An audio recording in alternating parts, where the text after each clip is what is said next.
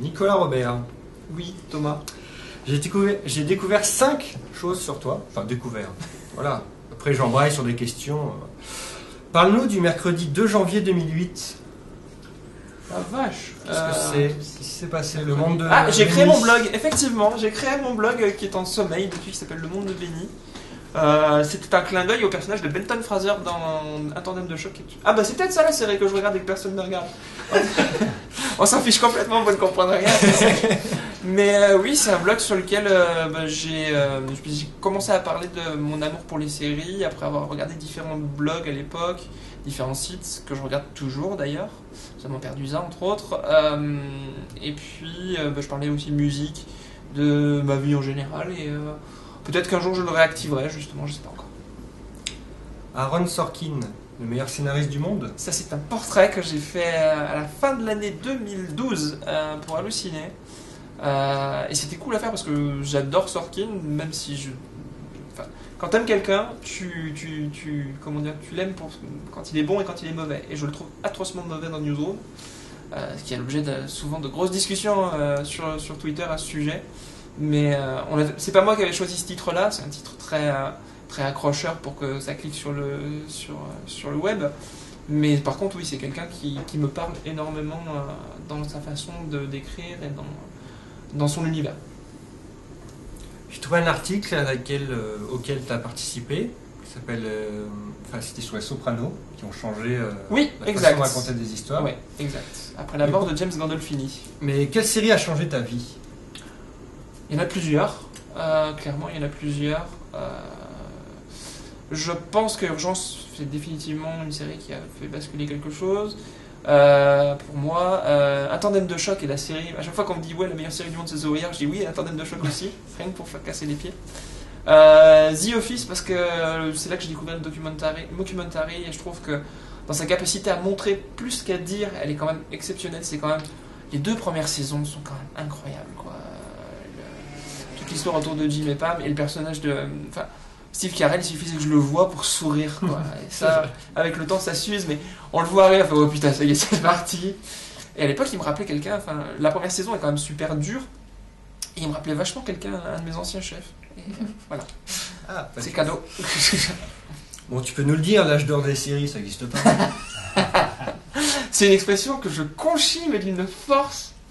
Non, on peut dire qu'il y en a plusieurs. Les gens maintenant parlent du 4e âge d'or. La vérité, c'est que c'est quelque chose de vivant. Donc, le considérer un âge d'or, c'est peut-être aussi vachement subjectif par rapport à la façon dont on appréhende cette question. Pour certains, l'âge d'or, c'est quand HBO arrive dans les cuisines. Pour d'autres, c'est au début des années 80. Pour d'autres encore, c'est peut-être maintenant avec l'explosion de l'offre et l'arrivée de Netflix, Amazon, Yahoo, etc. La vérité, c'est qu'il y a des hauts et des bas tout le temps, et autant l'expression l'âge d'or m'agace, mais le mépris vis-à-vis des networks m'agace encore plus. C'est plutôt l'âge d'or du sériephile que de la série. Oui, là pareil, je pense que ceux qui regardaient les séries dans les années 80 se sont éclatés aussi, même si du coup ils devaient pas mal se bagarrer avec le programme et la capacité à France 3 à balancer des trucs à 3h du matin. J'ai fait ça d'ailleurs à la fin des années 90, j'ai enregistré La Loi de Los Angeles à 2h du matin sur France 3 en pyjama. J'ai les cassettes à la maison. Je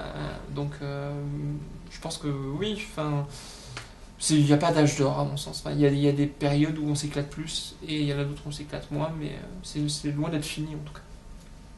Tu te réveilles dans un monde où les séries n'existent pas. Tu pitches quelle série? Bonne question. C'est une série que j'imagine ou une série qui existe? Une série qui peut exister. Alors c'est compliqué. Faut... Si les séries n'existent pas, tu peux pas attaquer direct avec The Wire parce que The Wire c'est le pic par exemple d'un événement. En France, certains disent ouais non mais on veut faire le The Wire à la française. Sauf que tu peux pas passer de Navarro à The Wire. Le public, faut pas oublier qu'il y a un public de sériphiles, ok, ce public-là ça peut lui parler, mais il y a aussi la majorité qui ont un rapport diffus à cet art-là. Donc il faut être capable de proposer quelque chose qui soit grand public.